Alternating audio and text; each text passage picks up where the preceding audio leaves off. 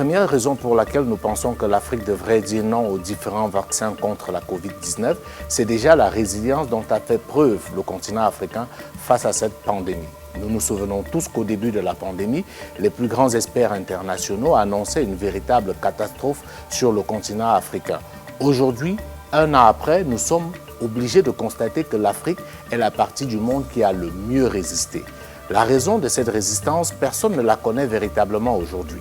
Nous sommes dans les supputations. Pendant que les autres supputent, nous autres Africains, nous supputons aussi. Or, on aurait pu commander des études pour savoir qu'est-ce qui a fait en sorte que l'Afrique résiste mieux que les autres face à cette pandémie.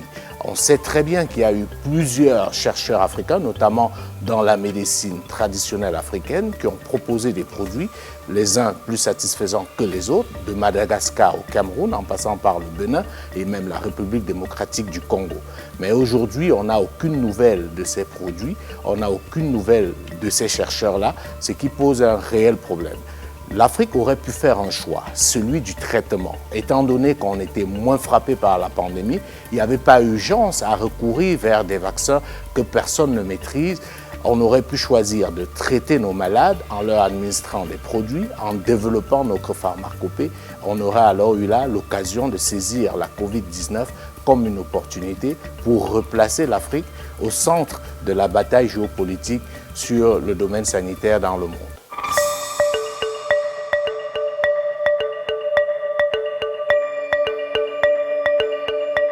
La deuxième raison pour laquelle l'Afrique devrait dire non aux vaccins, c'est qu'il y a une grande incertitude autour de ces vaccins-là. Vous constaterez très bien qu'au jour d'aujourd'hui, personne ne sait finalement quel est le vaccin qui marche. Tout le monde est dans l'expectative. On connaît les scandales qu'on découvre à travers le monde aujourd'hui, même si on ne peut pas encore affirmer de manière péremptoire que ces morts sont dues notamment à ce fameux vaccin AstraZeneca. Il y a une grande incertitude, mais la raison est toute simple. C'est que le processus de fabrication d'un vaccin est connu. Et il y a quand même une question de logique qui devrait nous interpeller.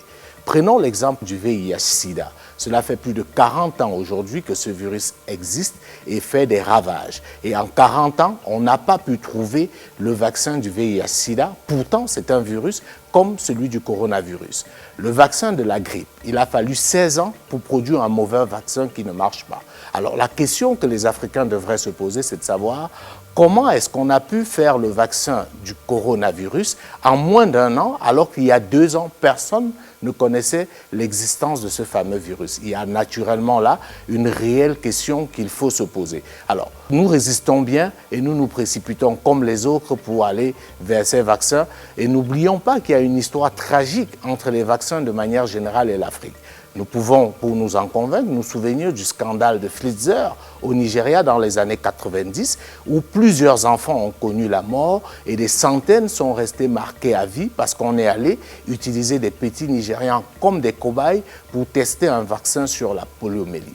L'autre raison qui me semble être une raison fondamentale qui devra amener les Africains à dire non à ces vaccins, c'est que nous n'avons pas pris les précautions que les autres ont eu à prendre. Vous aurez constaté que partout dans le monde, il y a des commissions d'homologation de ces vaccins. Mais en Afrique, on s'est précipité à recevoir les vaccins sans se poser la moindre question. Nous n'avons pas de commission d'homologation dans nos pays et même si on les avait, ils n'ont pas les outils nécessaires pour produire un rapport sur l'éventualité de l'efficacité ou non de ces différents vaccins.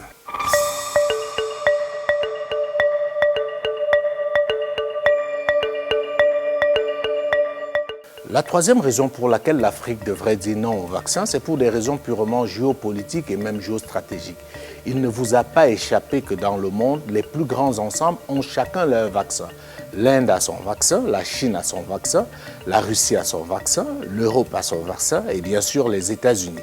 Alors il faut noter, pour prendre l'exemple russe, que la Russie a préféré attendre au risque de laisser une bonne partie de sa population mourir pour ne pas utiliser le vaccin américain, mais avoir un vaccin russe. Parce que, comme vous le savez très bien, la santé d'une population est quelque chose d'extrêmement important qu'on ne peut la confier à des tiers.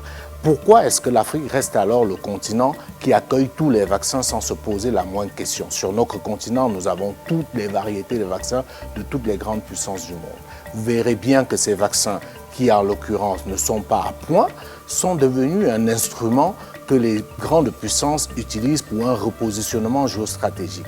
Nous avions là une opportunité en or, étant donné que nous étions les moins frappés par la pandémie, de dire non aux vaccins. Et tout l'argent que nous dépensons aujourd'hui pour acheter ces vaccins qui finalement ne serviront pas à grand chose, nous aurons dû investir cet argent dans la recherche, en essayant de créer des laboratoires, en donnant des moyens à nos chercheurs. Ils sont nombreux, disséminés à travers le monde. On a pu voir à travers cette pandémie qu'ils sont compétents, mais il leur manque les moyens, il leur manque le leadership politique pour leur permettre effectivement de donner à l'Afrique la place qu'elle devrait occuper dans le concert des nations, notamment pour ce qui concerne l'aspect sanitaire.